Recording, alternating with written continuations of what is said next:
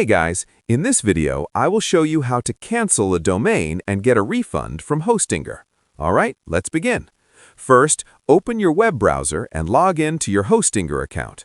Once you're inside the Hostinger H panel, look at the main menu and click on the Domains section. Here you will see a list of all the domains you have purchased through Hostinger. Next, select the domain you want to cancel.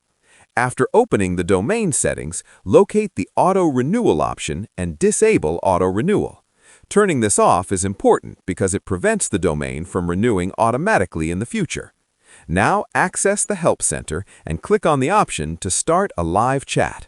Once the live chat opens, clearly ask the Hostinger support agent to cancel your domain and process a refund.